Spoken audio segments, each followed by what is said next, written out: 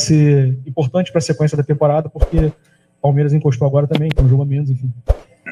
Bom, primeiro que, como você falou, um clássico é um jogo diferente, tem uma atmosfera, um clima dentro do campo diferente, controlando o jogo, encontrando os espaços, encontrando as soluções e saindo bem da pressão até fazer o gol. Depois de fazer o gol, tivemos aí algumas saídas, conseguimos sair, mas aí realmente o Vasco encaixou praticamente uma marcação individual e não conseguimos ter mais o controle, né?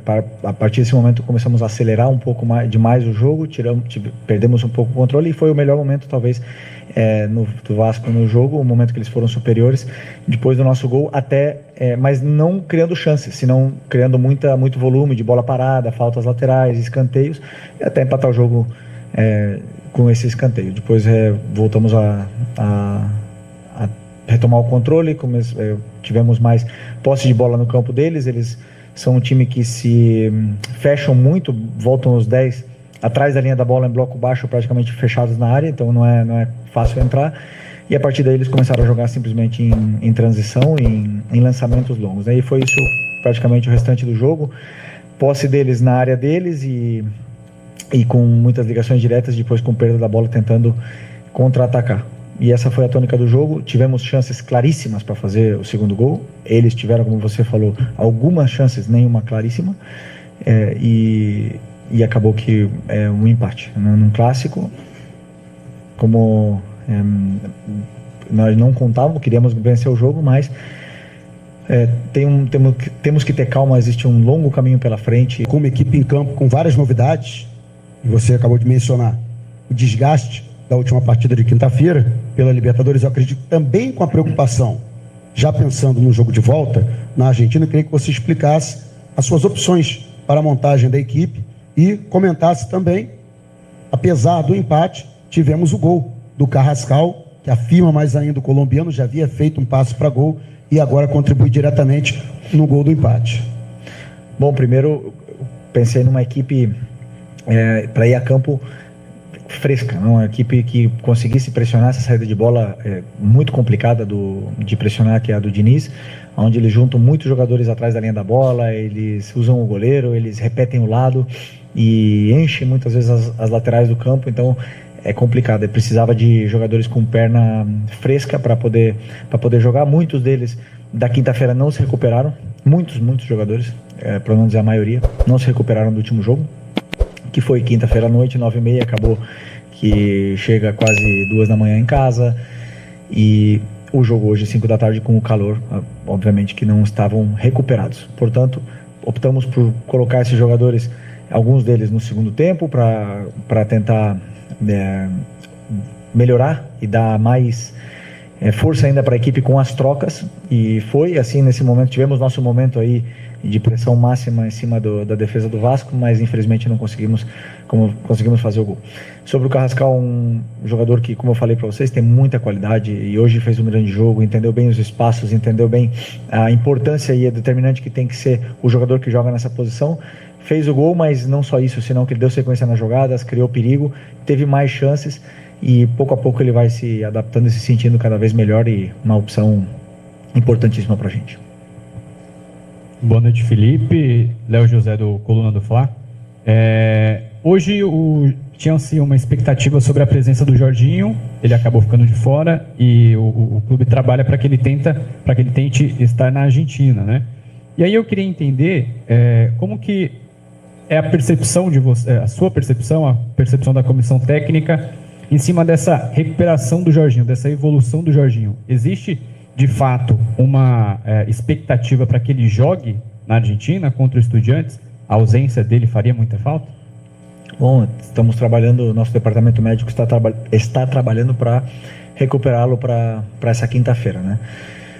Vamos ver se conseguimos ter a volta dele, porque é um jogador que vocês sabem bem, é muito importante para a gente, um líder fora e dentro do campo, e com certeza, se consegue se recuperar, vai ajudar muito.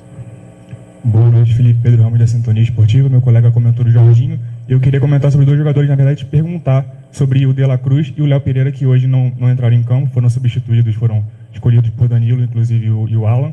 para o jogo da Argentina, eles voltam ou hoje foi realmente uma adaptação para ver se o Danilo pode voltar como titular para também o jogo da Argentina? Obrigado. Para isso, vamos ter que esperar quinta-feira para a hora que sair a escalação, né? Mas, como eu falei para vocês, alguns jogadores não se recuperaram, e o Nico era um deles. Depois de 90 minutos, depois de muito tempo, não estava recuperado para poder performar da mesma forma que foi o último jogo. Boa noite, Felipe Luiz de Migo, canal Futepapo. A gente vê o Flamengo criando muito, tentando o tempo todo, às vezes falta um pouquinho, às vezes um pouco de sorte, mas também essa sequência agora para o final do ano é só pedreira, é só jogo importante, é só jogo decisivo. O que você pensa aí que você pode fazer para deixar a galera mais tranquila e até encarar essa maratona final para conseguir o objetivo aí de ser campeão? Não, como eu falei para vocês, ter calma e tranquilidade. Os resultados a gente não controla, né? Nós não podemos achar que vamos ganhar todos os jogos daqui até o final do ano. Queremos, vamos trabalhar para isso, mas o resultado nós não controlamos. Controlamos o nosso trabalho, o nosso dia a dia e fazer com que os jogadores continuem acreditando nesse caminho que foi traçado e que eles vêm seguindo e vêm performando de uma forma esplêndida e não se desviar, não deixar que os resultados afetem na parte mental, porque muitas vezes acontecem as oscilações com a sequência de jogos, né? Então, nosso time está jogando bem, está criando, está fazendo grandes atuações e entender que esse resultado de hoje temos que apagar o mais rápido possível para poder estar com a cabeça boa para essa volta da Libertadores.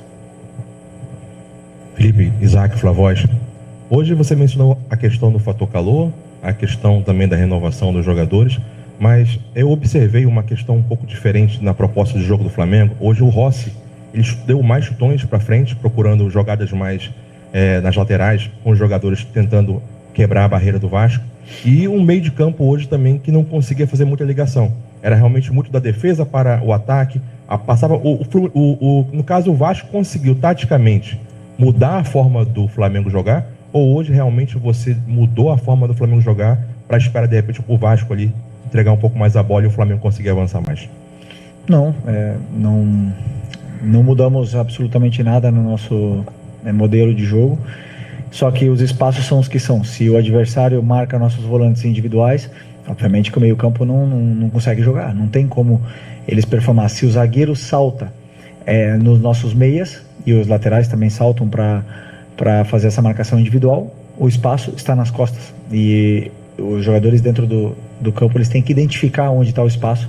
Não é chutão, é um lançamento na profundidade. Por isso a opção também do Bruno Henrique. A gente sabia que eles iam subir bem a linha e ele é um jogador um dos melhores que ataca o espaço da nossa equipe, e para tentar com essa marcação individual ia estar mano a mano lá atrás. Tivemos muitas vezes saímos dessa forma, porque não tem como jogar curto se o adversário iguala em todos os setores do campo. Mas o que eu falei, de uma vez chegando no terço final do campo, aí para mim talvez faltou um pouco mais de controle, aceleramos demais as jogadas, nos precipitamos, não estávamos no nosso melhor dia de escolhas, né, nas tomadas de decisões ali, aceleramos um pouco mais e, claro, não é fácil roubar a bola do time do Vasco. Então, é praticamente isso, mas a nossa forma de jogar não mudou. Os jogadores que identificam o espaço onde o adversário deixa. Aqui é Felipe, boa noite. Marcos Martins, do canal da QSRN. É inegável, Felipe, a contribuição e a importância do Rossi, né, pro time do Flamengo. Inclusive, poucos minutos antes do gol do Vasco, ele fez uma excelente defesa. Mas aí, pegando o lance do gol do Vasco, aí não é o erro específico dele, mas novamente ele fica no meio do caminho, ele fica indeciso em sair do gol ou não sair. Isso aconteceu em alguns outros jogos também. Como você e a comissão técnica enxergam essas situações do Rossi nessa dificuldade de sair do gol em algumas ocasiões? Não, eu não vejo dificuldade. Eu vejo que um goleiro que arrisca e sai do gol aonde o treinador dele pede para ele fazer isso, claro que em algum momento pode acontecer de ele ter dúvidas, de errar. O que nós temos que fazer é continuar trabalhando esse momento do jogo, que é a bola parada defensiva, para poder corrigir esses erros, né, que você bem citou, porque ele é uma peça muito importante nessa nossa bola parada e tenho certeza que vamos ajustar. Olá, Felipe, aqui, tudo bem? Boa noite, Júlio Miguel Neto da Rubro News TV. Ainda falando sobre a situação do Nico Dela Cruz, ele teve uma inatividade importante, né? E ficou fora das últimas convocações do técnico Marcelo Bielsa. jogou esse último jogo, inclusive foi até o Saúl que saiu com dores no tornozelo, mas hoje não entrou. Né? Você falou sobre a recuperação, né, da última partida que foi desgastante contra o Estudiantes. A não entrada do De La Cruz também pode ser uma preparação, justamente se caso o Jorginho possa a não vir atuar contra o Estudiantes, porque o Nico já não é de hoje que vem sofrendo com essas questões físicas. Um jogador tão importante quanto ele, mais uma vez, fica de fora. Né? Ele não entra, não joga. Foi assim contra o Juventude, e aí você escalou ele contra o Estudiantes, e assim hoje contra a equipe do Vasco da Gama. Mais ou menos, passa por isso também pela sua cabeça, caso você não tenha o Jorginho, poder entrar com o De La Cruz, por isso não ter utilizado ele hoje? Não pensei no jogo da quinta-feira, pensei nos jogadores que estavam com pernas frescas, que estavam nas melhores condições para poder vencer do Vasco, né? Vocês dizem, e eu também afirmo, meu elenco para mim é o melhor de todos da América, eu tenho que usar esse elenco, e o De La Cruz hoje não estava, e convoquei ele esperando que essa recuperação até hoje, para ver como é que ia ser a evolução dessa recuperação dele, do Arrascaeta, do Pedro, de todos eles, né? E infelizmente não estava nas melhores condições para poder jogar muitos minutos, então optei por não usá-lo. O que eu espero é que o próximo jogo estejam todos os jogadores à disposição, tendo 4 dias de margem para poder recuperar, então eu tenho certeza que todos eles vão estar à disposição, e se o Jorginho voltar, melhor ainda. Felipe, Raiza Simplício da Gol Brasil e da revista Placar. A gente viu, né, o Flamengo soltou um comunicado oficial dizendo que foi informado, recebeu um ofício da Conmebol que o cartão do Gonzalo Plata não foi computado. Né, a informação que eu tenho é que não é que ele tenha sido anulado, é que ele não foi computado. Não sei exatamente a diferença, mas foi isso que me passaram da Conmebol. E aí, lá na Argentina, as pessoas, os dirigentes do Estudiantes, pessoas ligadas ao Estudiantes, estão dizendo que não receberam nada da Conmebol, que se isso acontecer, eles vão fazer pressão em cima da Conmebol, enviar o ofício contra. A gente viu que o Gonzalo Plata também jogou hoje 77 minutos, calor, aquilo tudo. Eu queria saber se você está contando com o Gonzalo Plata para o jogo da volta, né, pelo fato da Conmebol ter enviado esse ofício ao Flamengo. Como é que está essa situação em relação a isso? Bom, o Plata tem 23 anos, teve uma recuperação muito boa, tem uma recuperação boa para o próximo jogo e está à disposição, e eu conto com ele, sim. Fomos informados de que ele não está suspenso para o jogo da volta, e uma coisa excelente, né, que isso aconteça, e até mesmo para que o Campeonato Brasileiro também possa, não sei, a partir do ano que vem, com essas mudanças na CBF, com o presidente novo entrando, com essa melhoria do campeonato, né? Não, cada vez que acontece um cartão injusto num campeonato onde tem um calendário tão apertado, com 80, 70 jogos, algumas equipes vão jogar, e é o único país que são 3 cartões amarelos para ser suspenso, então pelo menos que o cartão realmente seja justo, né? Quando seja injusto, que aconteça como aconteceu no último jogo, que ele não seja computado. Então uma coisa para a gente aprender e poder também evoluir no Campeonato Brasileiro, que seria muito bom.